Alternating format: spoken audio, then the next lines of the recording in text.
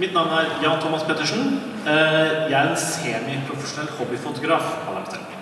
Min utdannelse grafisk design og reklame, men jeg har primært jobbet i det digitale, og I dag jeg en digital prosjektleder.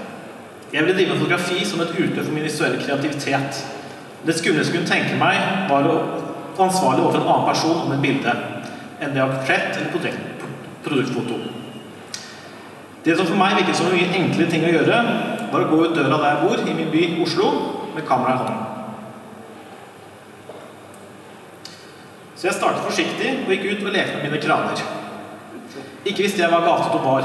Jeg hadde ikke studert noen mestere og latt meg inspirere av kjente foto, men teknikk jeg interessert I. Enten det var teknikken I kamera, eller teknikker å bruke kamera på.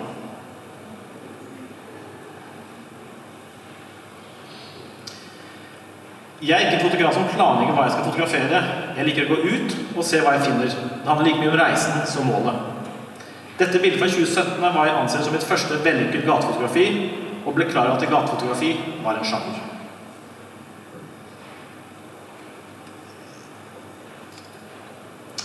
Så etter litt mestring så begynte jeg å se hvordan mennesker bruker byen jeg bor I. Jeg ikke den som leter etter ett blinkskudd og så tar dagen. Jeg tar mange bilder på en tur, så vasker jeg til gull når jeg kommer hjem.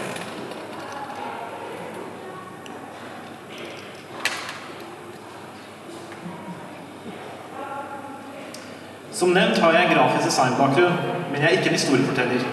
Hvert bilde står for seg selv, og I seg selv en helhet. Det ingen dypere mening her. Jeg så bare når jeg likte et øyeblikk.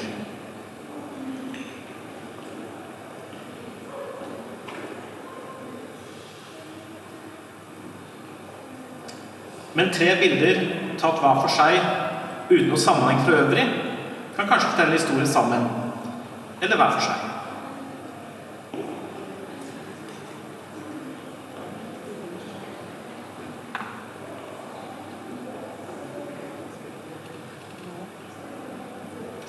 Men en gang iblant man heldig.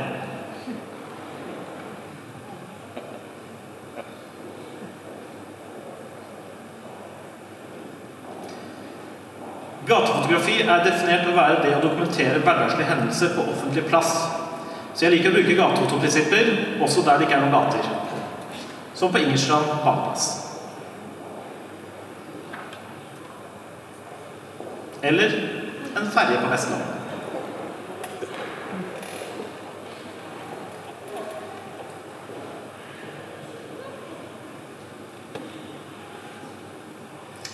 Etter å ha sporadisk fotografert rundt I gatene I Oslo, New York, Tokyo, ble jeg gjort oppmerksom på at mange mente at gatefoto kanskje det vanskeligste og skumleste fotoøvelse det Å fotografere I fullt åsyn av hele verden, hva de måtte mene om det.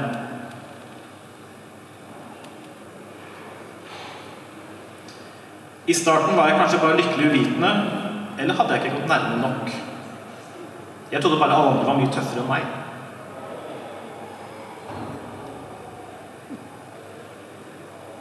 Gatefoto ga meg friheten til å fotografere uten press.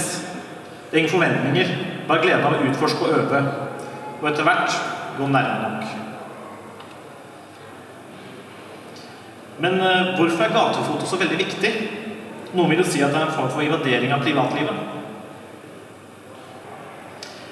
Jeg en teknisk fotograf. Jeg liker teknologi, og jeg liker å lære meg teknikker. Jeg vurderer ofte bilder til slutt ut fra tekniske rammer. Motiv, komposisjon, fokus, eksponering og prosessering. Men at det nødvendigvis ikke definerer et bra bilde.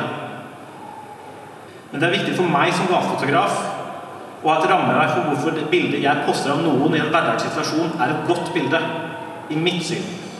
Alt jo subjektivt. Jeg ikke uten ego. Jeg deler mine foto for jeg vil synes. Jeg liker å få anerkjennelse I min samtid for hva jeg lager.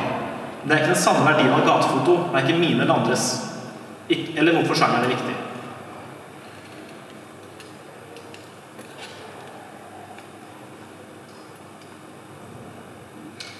Jeg kom inn I gatefoto uten historisk perspektiv, men etter hvert har jeg fått det. Sett på de gamle mesterne, latt meg motivere av andre før meg, og sett den samme verdien av gatefoto, tatt I dag, ligger langt I fremtiden.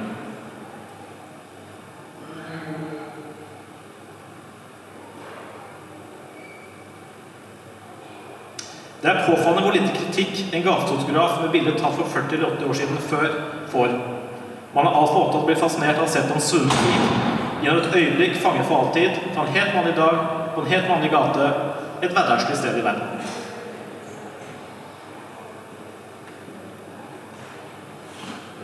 Så jeg vet jeg aldri kommer til å oppleve den ekte verdien av mine gatefoto, når vi må sette pris på at gatefoto blir tatt i dag, selv i denne verden hvor alt kan deles umiddelbart. Så på en helt vanlig dag, på en helt vanlig gate, et hverdagslig sted, er det du som er et øyeblikk noen ser på om 80 år.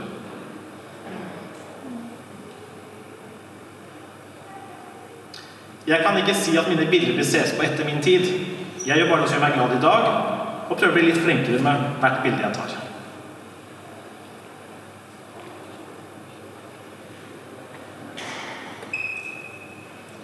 Men forhåpentligvis bidrar jeg litt ved å fotografere i min samtid, så de i fremtiden kan bedre forstå sin fortid, slik vi med fascinasjon ser på gatefoto fra vår fortid i dag.